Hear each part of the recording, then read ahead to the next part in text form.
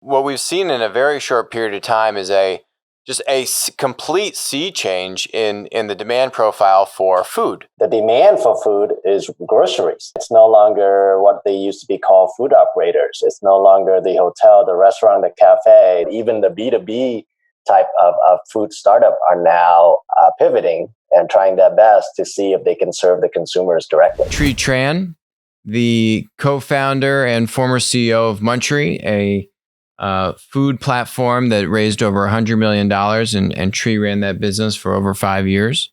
Hi, Tri, joining us live from San Francisco.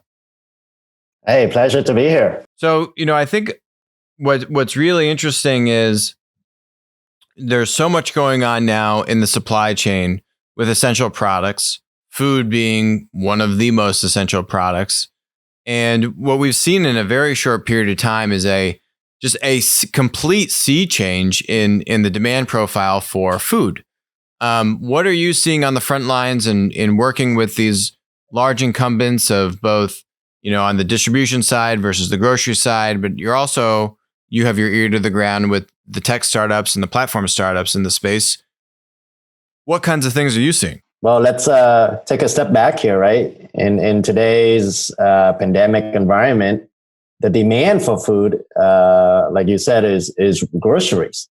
It's no longer what they used to be called food operators. It's no longer the hotel, the restaurant, the cafes, but more straight up groceries. And if you look back at the number of unemployment claims that have been filed, right, over 16 million in the last 3 weeks, like 10% of the workforce is now living on government checks, at least for the next few months, and who knows how much longer. But rightfully, they're going to make the most out of every dollar they have. So what does that mean? That means people will go for the very basic at the lowest cost possible. At least most people would. And that's groceries. That's not prepared food. So even though, some restaurants may still be open, serving their food, I think that will remain to be the minority of the demand. People now have time at home and they can prepare the food themselves and they just need the ingredients. So yeah, that's the background. And then talking about on the business side, the grocers, obviously their challenge is, on both the supply and the demand side. On the supply side, can they get access to all the products, whether it's from manufacturers, farms, growers, different other food distributors? And so how do they keep getting that supply of products? And then on their customer side, how do they keep serving people best? Because it's not just in store. I mean, people are now kind of afraid to go to the store. So then you have to deal with delivery or order and pickup to be some of the other ways that people get their hands on the ingredients. I mean, we're seeing, despite the huge increase in demand for grocery food from grocery stores, you are seeing the large food distributors like a Cisco, like a US Foods, lay off workers, furlough workers. And there's other articles here about how they are trying to shift where their customer base historically has probably been more focused on that HoReCa, that hospitality, that restaurant customer, or certainly a big portion of their customer base, is derived from that audience. It seems like it's less so the grocery stores, but now you have the distributors, the food distributors also trying to help out and work with the grocery stores, since the grocery stores are basically the only place, or certainly the major place with demand for food product.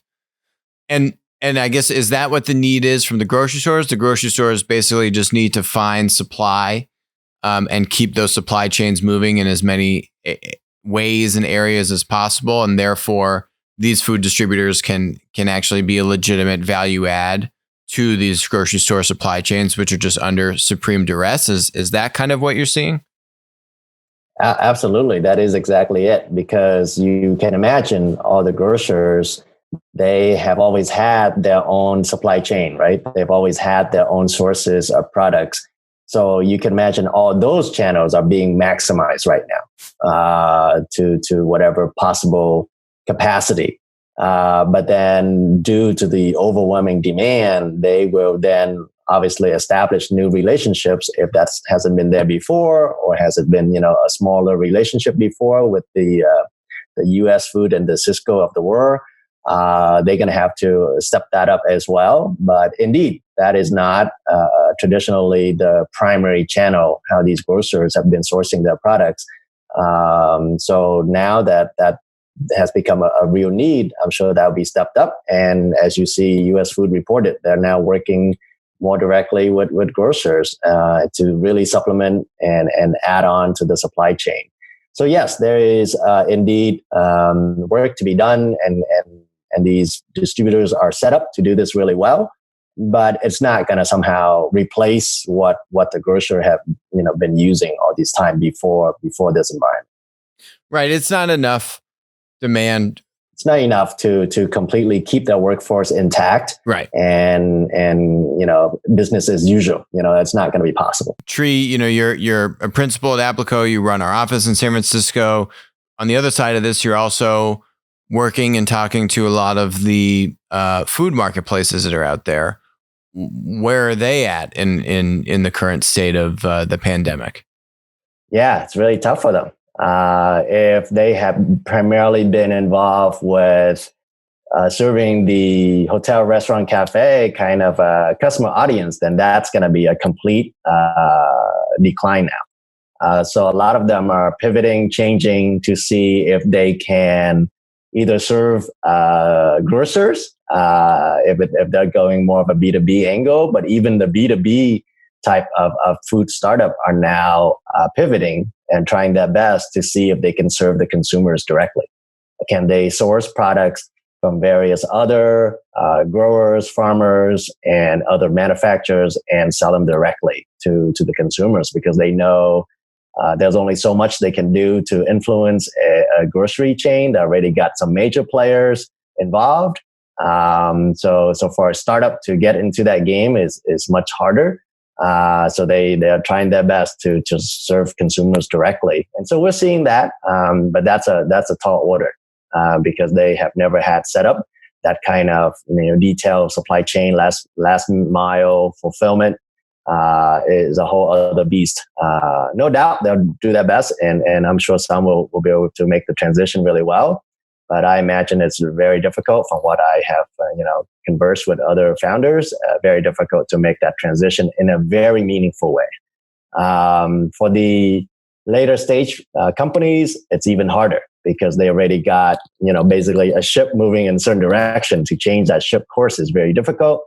But the earlier stage startups perhaps can weather this a little better if they can be able to pivot faster, because they're smaller, and hopefully have enough runway to be able to see this through. Yeah, I mean, we've spoken about this a lot on the show, how many of the large tech monopolies will actually be able to use the crisis to their advantage. Sometimes short term, but sometimes short term, but certainly over the mid to long term. The incumbents, it kind of goes both ways. We're seeing large incumbents, certainly encounter pain during the crisis, like these food distributors that have to change their business. Maybe they can make up some of the lost demand, but it's certainly not going to fill the gap. That's why we see them having layoffs and furloughs, presumably. But they're going to be able to weather the storm. The Cisco's, US Foods, the large players, right? And what It seems like, same thing here is, even though you might have thought, oh, these food marketplaces should be able to, might be able to see a lot of demand or capture some sort of new demand channel, that it's still proving quite difficult for them to do that. And once again, that the tech startups are being hurt the most out of those three, buckets of players. For sure. They have the least assets, they have the least capital, and it's harder for them to change course completely and serve a whole new, different demographics. Yeah, it's unfortunate. As we've spoken about before on the show, there's actually a good amount of food and B2B food marketplaces that actually have raised a good amount of capital. You have many Series A, Series B, maybe some Series C companies as well that have not one, but multiple institutional investors. And so far, we really haven't seen any material action by the VC community to support tech startups, not just in food, but really kind of anywhere. The biggest sign I've seen is Insight, which just raised $8 billion, said that they're going to use some portion of that to help their existing portfolios. But there's other articles popping up saying that VCs, their LPs, their investors, some of them are reneging on capital commitments, that VCs could run out of money in a year, was another article I saw. How much of this do you actually empathize with the VCs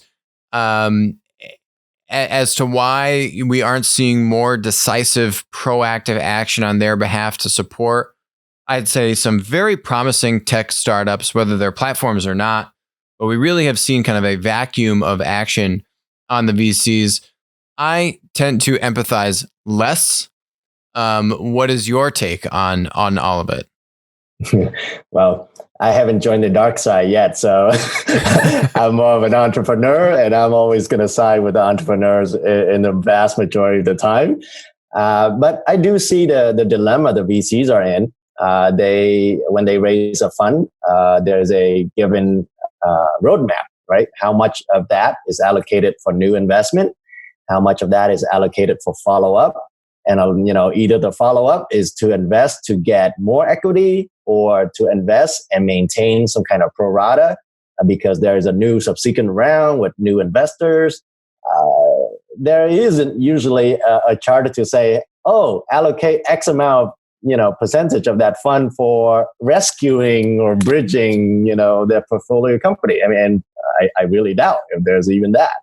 So very difficult for them to be in that position as well. And for them, I bet a lot of it is also assessing, hey, which new startup or existing startup that can pivot, change the course, and then be able to meet the new demand, the new channels most effectively. Those are the ones who would have the traction to would then be able to raise money to, see through this better than the ones who couldn't or cannot. So I see their issue, their dilemma, but as usual, I wish the entrepreneurs would get more help.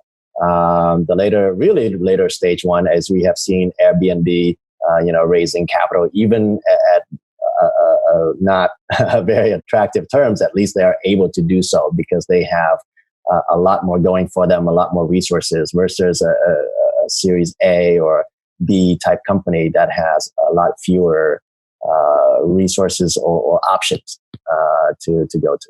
The other force in all of this is that, I think when most people think about grocery and Amazon as it relates to grocery and food, is they think, they bought Whole Foods. And this report that we're about to launch on Amazon Business in the next week or two, it's not out yet, but one of the stats is that for food and food service equipment and supplies, that basket of products on Amazon Business, their B2B marketplace, they have over 20,000 third-party sellers, and they have over 3 million listed products. So clearly they have millions of different SKUs and unique product listings. They've got tens of thousands of sellers. And so we're also seeing this push towards marketplace and B2B marketplaces in the food industry.